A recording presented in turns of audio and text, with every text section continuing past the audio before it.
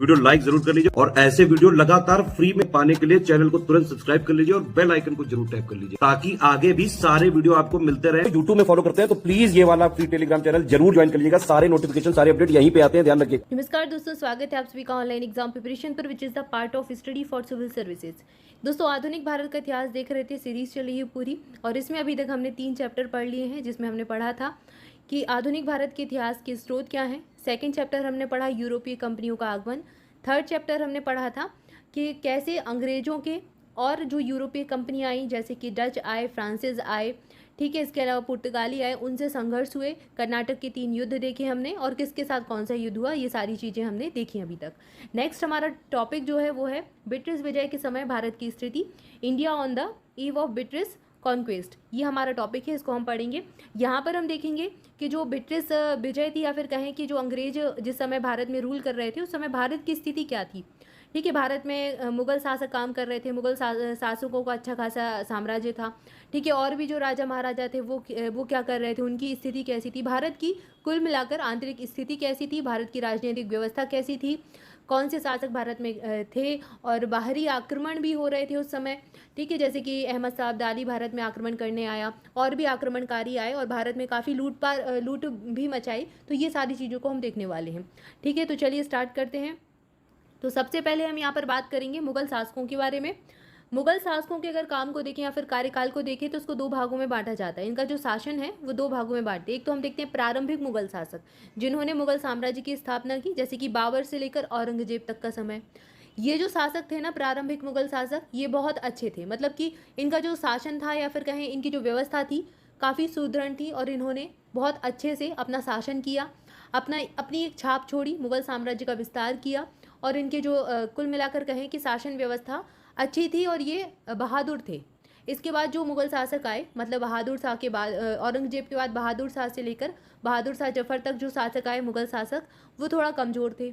ठीक है, उनके समय में मुगल शासन जो कहें या फिर मुगल व्यवस्था कहें, उसका पतन होता चला गया। ठीक है, धीरे धीरे मुगल साम्राज्य पतन की ओर चला गया, और इसकी शुरुआत औरंगजेब के समय से ही हो गई थी।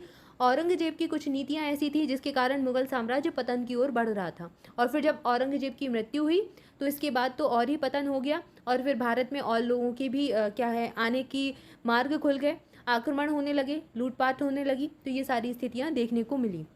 अब क्या है, मुगल साम्राज्य के जो शासक रहे, इनका क्रोनोलॉजिकल क्रम आपसे एग्जाम में पूछा जाता है कि कौन सा शासक किसके बाद आया। स्टार्टिंग की याद रहते हैं सबको, क्योंकि वो काफ़ी फेमस रहे, जैसे बाबर याद रहता है, अकबर, औरंगजेब, ये सब याद रहते हैं, क्योंकि इनसे प्रश्न पूछे जाते हैं। अक्सर इंडिविजुअल प्रश्न ही बनते हैं, लेकिन क्रम पूछा जाता है बाद के शासकों का, जो बाद में आए, बहादुर शाह के बाद फर्रुखशेर आदि। तो इनसे क्रम पूछा जाता है, क्योंकि ये इतना लोगों को याद नहीं रहते, और प्रश्न फिर यहीं से बन जाता है। तो ये सारी चीज़ें हम देखने वाले हैं। अगर बात करें औरंगजेब की, तो 1707 में इनकी मृत्यु हो गई थी औरंगजेब की। इनका जो कार्यकाल चला 1658 से 1707 तक चला। The reign of Aurangzeb 1658 to 1707। ठीक है, तो यहाँ तक शासनकाल में क्या हुआ, भारत में मुगल शासन की अंत की शुरुआत के संकेत मिलने लगे थे। यहाँ से लगने लगा था इनकी जो नीतियाँ थी, जैसे कि एक धार्मिक रूप से काफ़ी कट्टर थे।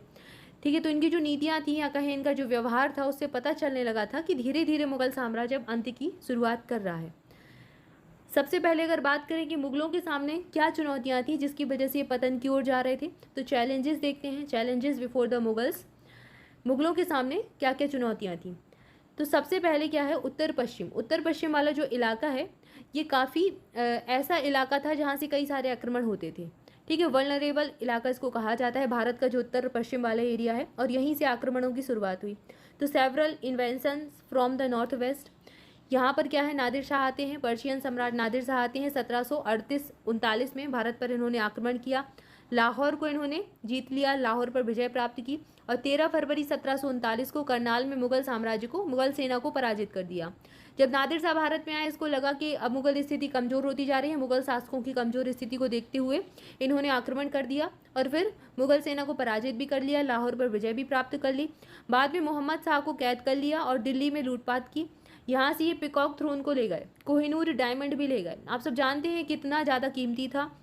मयूर सिंहासन शाहजहाँ ने बनवाया था, ठीक है, जिसको पिकॉक थ्रोन कहते हैं। काफ़ी कीमती था ये, और इसमें बहुत सारे कीमती हीरे जवाहरात जो है जड़े हुए थे।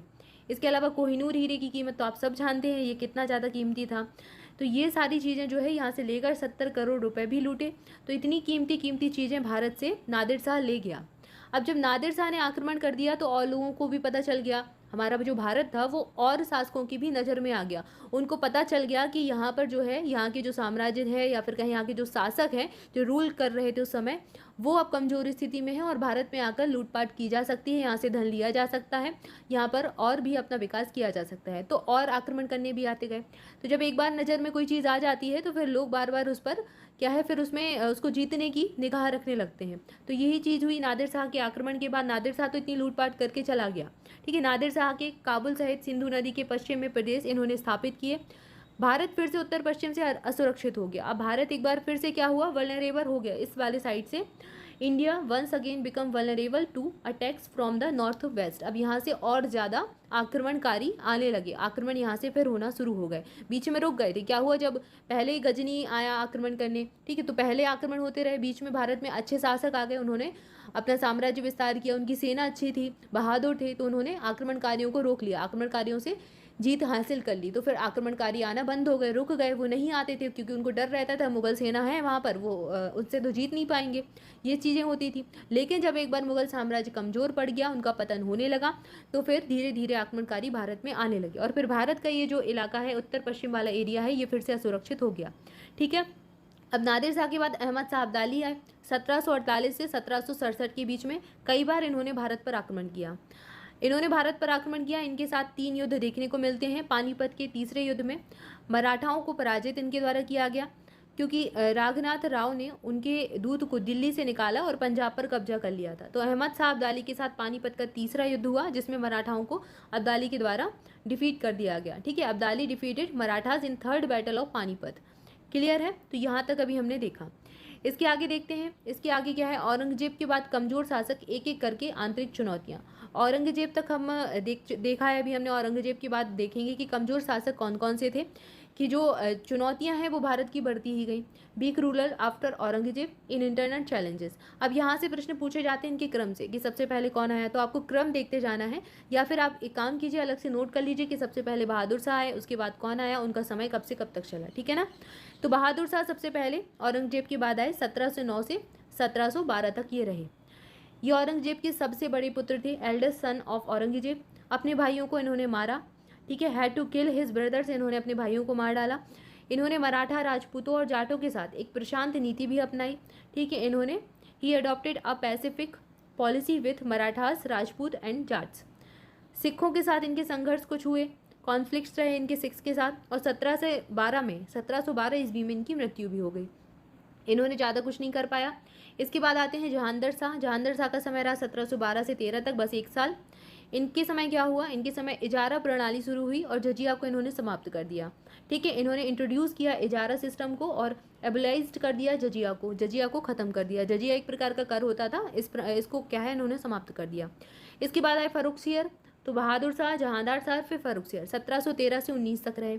सैयद बंधुओं की मदद से जहांदार शाह की हत्या के बाद ये इन्होंने गद्दी संभाली, ठीक है। तो ये एग्जाम में पूछा जाता है कि इन्होंने गद्दी पर किसकी सहायता से ये बैठे, तो सैयद बंधुओं ने इनकी सहायता की थी।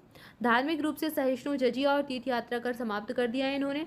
1717 में फर्रुखसियर फरमान भी जारी किया था। हमने पढ़ा था ना फर्रुखसियर फरमान, जब यूरोपीय कंपनियां पढ़ रहे थे उसमें हमने पढ़ा था, फर्रुखसियर ने फरमान जारी किया था और इन्होंने काफ़ी सारे व्यापार की छूट दे दी थी ब्रिटिश ईस्ट इंडिया कंपनी को। तो ये 1717 का वही वाला फरमान है। अब ये क्या थे, इनको मूर्ख शासकों की श्रेणी में गिना जाता है, क्योंकि इनको इतनी कह दें, इनको इतना ही समझ ही नहीं थी कि हम जो विदेशी हैं उनको व्यापार की सीमित छूट की जगह उनको और ज़्यादा विस्तार करने की नीतियाँ देते जा रहे हैं, विस्तार की छूट देते जा रहे हैं। तो यहीं से क्या है, धीरे धीरे चीज़ें पतन की ओर बढ़ती गई और फिर इनका भी पतन होता चला गया और फिर अंग्रेज़ों ने भी भारत पर विस्तार की नीति को अपना लिया और भारत पर ही शासन करने लगे। तो ये सब इनकी कहीं ना कहीं इनकी भी कमजोरी का ही परिणाम था। तो फर्रुखसियर रहा 1713 से 19 तक। इसके बाद अगला शासक हुआ मोहम्मद शाह 1719 से 48 तक, 1719 से 48 तक। इन्होंने क्या किया, किल्ड सैयद ब्रदर्स, सैयद बंधुओं की हत्या कर दी। बाजीराव फर्स्ट अटैक दिल्ली, मतलब बाजीराव प्रथम ने दिल्ली पर हमला किया। नादिर शाह के द्वारा ये पराजित हुए। इसके बाद अहमद शाह 1748 से 54 तक रहे। ये बिल्कुल अक्षम शासक थे, मतलब इनकॉम्पिटेंट रूलर थे और राज्य के मामलों में ऊधम बाई के हाथ में था। मतलब जो राज्य का मामला था या फिर कहें जो राज्य है वो कौन संभाल रहा था, state affair were in hands the Udham by संभाल रही थी।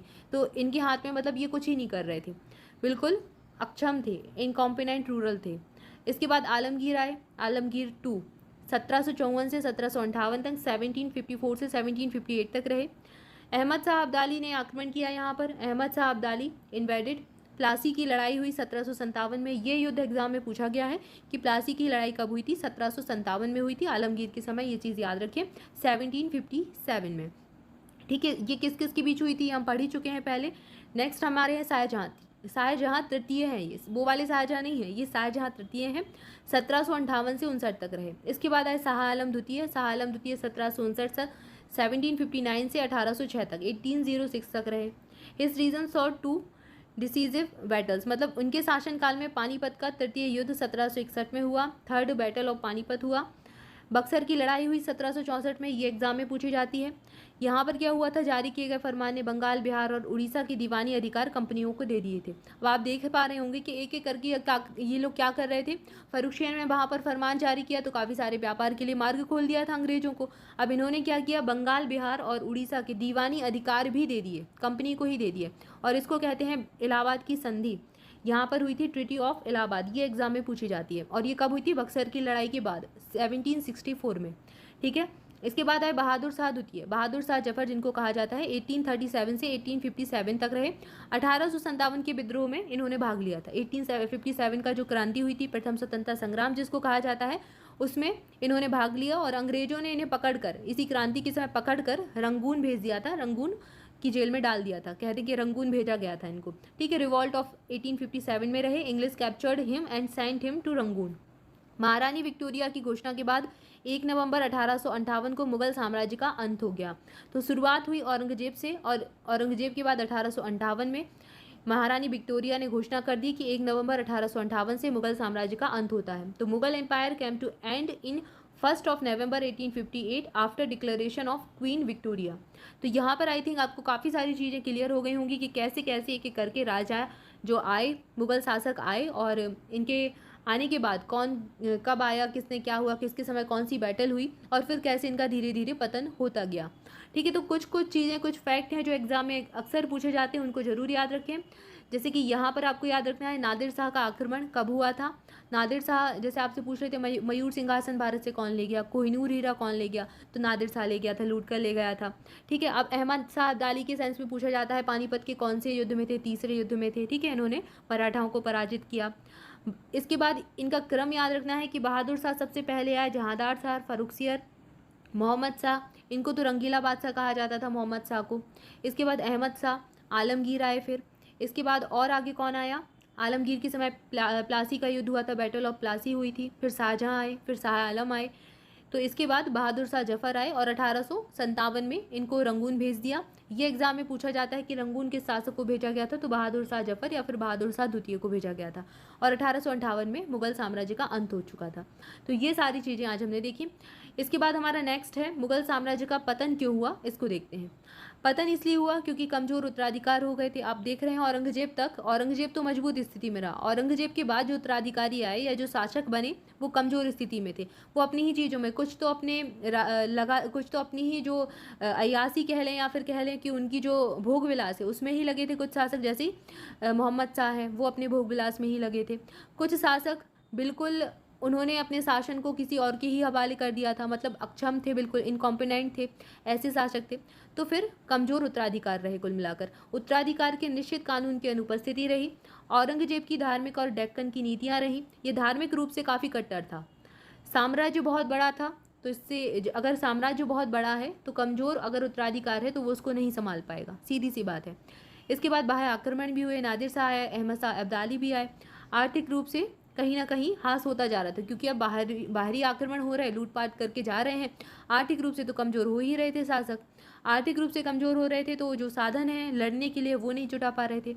इसके बाद यूरोपियों का आगमन भी हो गया, सेना में गिरावट भी होती चली गई, क्षेत्रीय आकांक्षाओं का उदय भी हो गया। अब क्या है, जब वो क्षेत्र लोगों की नज़र में आ गया तो लोग फिर अपने आप को शासक समझने लगे। उन्होंने कहा छोटे छोटे क्षेत्र अलग अलग हो गए, वो बट गए।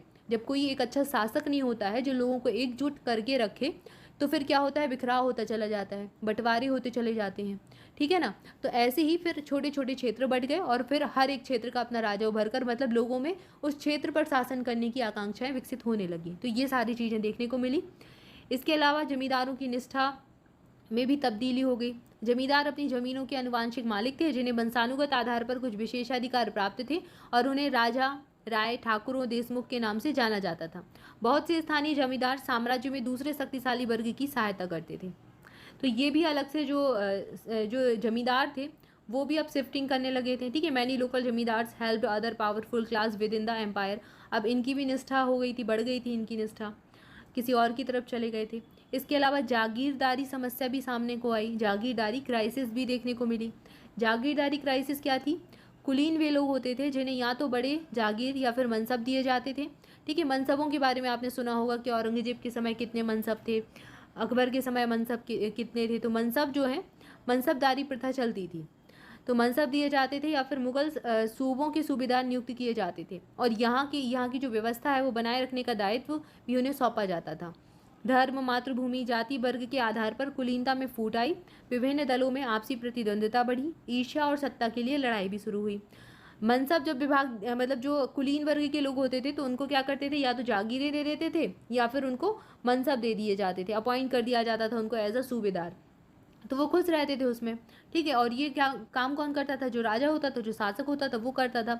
अब जब उत्तराधिकार ही कमज़ोर हो गया, जो शासक है वही कमज़ोर हो गया, तो वो इन सारी चीज़ों को अच्छे से मैनेज नहीं कर पाया। तो यहाँ पर क्या है, जागीरदारी क्राइसिस देखने को मिल गई कि सब अपने अपने, फिर जो और भी वर्ग के लोग हैं उनमें भी ईर्ष्या की भावना आ गई, प्रतिद्वंदिता भी देखने को मिल गई और फिर आपसी लड़ाई भी उनके बीच में होने लगी, कॉन्टेस्ट होने लगे, म्यूचुअल राइवलरी देखने को मिली, जेलसी देखने को मिली। तो ये सारी चीज़ें फिर क्या है, सामने को आने लगी। इसके बाद क्या हुआ, उत्तराधिकारी राज्य जो मुगल साम्राज्य के प्रत्यक्ष नियंत्रण से लूट गए, जैसे कि अवध, बंगाल, हैदराबाद, इन पर मुगल साम्राज्य के नियंत्रण से ये चले गए। अवध पर से इनका शासन हट गया, बंगाल से, हैदराबाद से हट गया। अब यहाँ पर क्या है, ब्रिटिश शासन करने लगे, ब्रिटिश रूल करने लगे। स्वतंत्र राज्य जो प्रमुख रूप से मुगल साम्राज्य का प्रांतों पर नियंत्रण में कमी के कारण सामने आए। अब कुछ स्वतंत्र राज्य भी बन गए। जब राजा अच्छा नहीं होगा तो फिर लोग अलग हो जाते हैं, तो मैसूर, केरल, राजपूत राज्य ये अपने स्वतंत्र हो गए।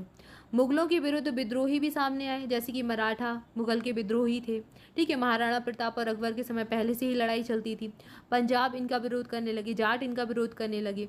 तो मुगल जो विरोधी थे वो भी फिर खुलकर सामने आ गए, ठीक है। इसके बाद क्या हुआ, इसके बाद और फिर क्या है, धीरे धीरे करके हैदराबाद में किसकी स्थापना हुई, हैदराबाद की अलग से स्थापना हुई और सारी चीज़ों की स्थापना हुई। तो इन सारी चीज़ों को हम अगले वीडियो में देखेंगे, अगले पार्ट के रूप में। आज के लिए हम इतना ही देखते हैं, इसके आगे नेक्स्ट वीडियो में देखेंगे। तब तक के लिए आपसे भी चैनल के साथ जुड़े रहें, चैनल को सब्सक्राइब जरूर कर दें, वीडियो अच्छा लगा है तो वीडियो को लाइक भी कर दें। Thank you for watching this video. स्वस्थ रहें, मस्त रहें, मुस्कुराते रहें, पढ़ाई करते रहें। Thank you so much.